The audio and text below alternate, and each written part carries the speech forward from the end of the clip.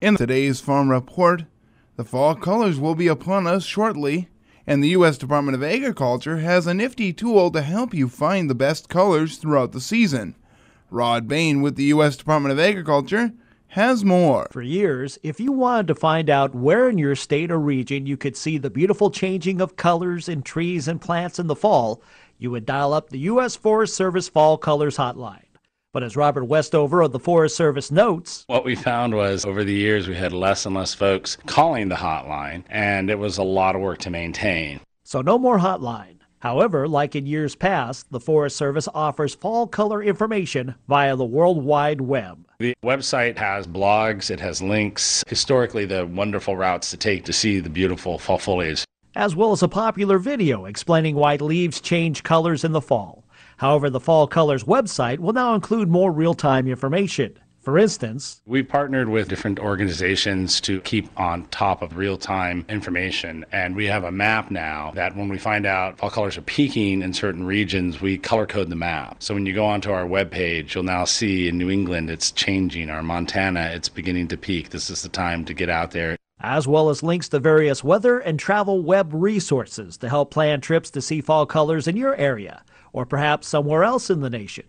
In addition, the Forest Service, through a partnership with Yonder, will have an app available. And Yonder is sort of a mix between a Yelp and an Instagram, if you will, and a Facebook app. And it's an outdoor-based app. You download it to your smartphone. And what you can do is when you're out on a trail, for instance, and you see some really beautiful colors, you can actually real-time it and let people know exactly where you are, exactly where to see this, and they can follow you. Westover says the app is just one way that the Fall Colors web experience is becoming more interactive. So folks come to our webpage, are going to be able to see where they can go in real time to see these things and see the actual pictures and follow certain people that they may think are the people who really know where the colors are. Say, for instance, in New Hampshire. If they really want to see the colors in New Hampshire, there's someone probably there on Yonder that will be up there, and they'll be able to tell them, oh, take this route, and this is how you get there, and this is what you'll see. To find the Fall Colors website, go to the U.S. Forest Service webpage at www.fs.fed.us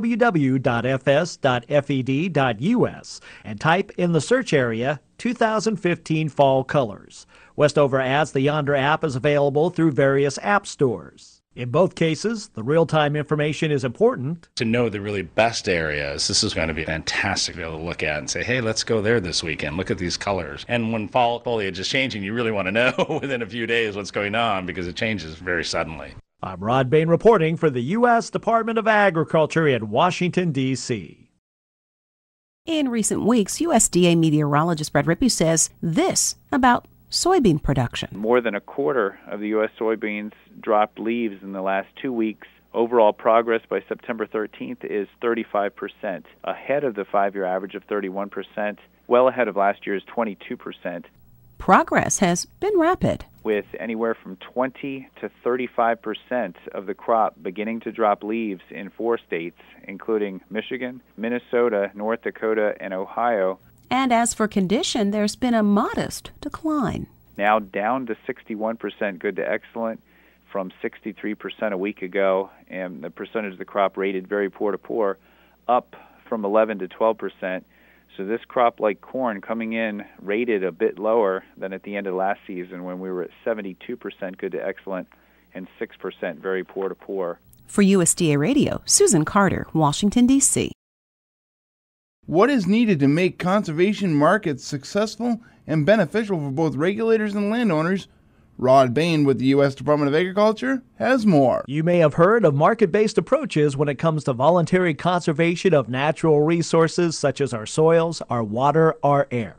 As Chris Hartley of USDA's Office of the Chief Economist notes, when you talk about markets, who's responsible for them? Who's responsible for the oversight? Really, who owns them? The answer is, at the top, it's the federal agencies. The federal agencies typically are the ones that are responsible for implementing the act. So the Clean Water Act, the Clean Air Act, the Soil Conservation Act, and the Endangered Species Act. And he says market-based conservation approaches offer a myriad of benefits to landowners, from reduced cost and increased flexibility and compliance with various requirements to expansive revenues for working lands. But Hartley adds, you're also seeing benefits in terms of carbon sequestration, wildlife habitat, and a lot of other pieces that are often overlooked. What is needed to make these market-based approaches work?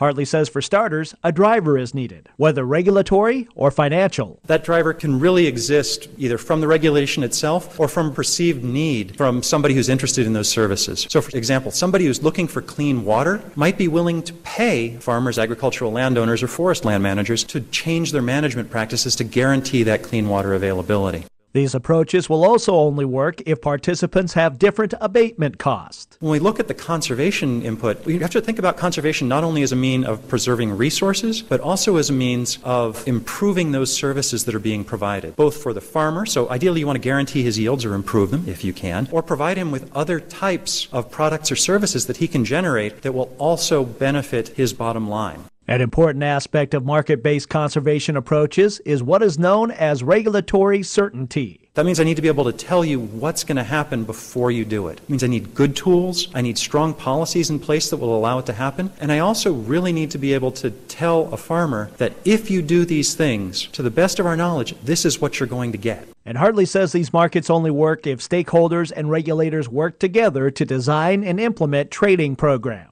When you try and build trading programs from the bottom up or from the top down, you wind up with a lot of miscommunications. People are both leery of what it is that they're buying or what it is that they're selling, but they're also uncertain as to why it is you're willing to do this. Somebody has to be benefiting more than they should. So really you need to get everybody talking in order to make certain that everybody understands what's being bought, what's being sold, and who the beneficiaries really are. I'm Rod Bain reporting for the U.S. Department of Agriculture in Washington, D.C.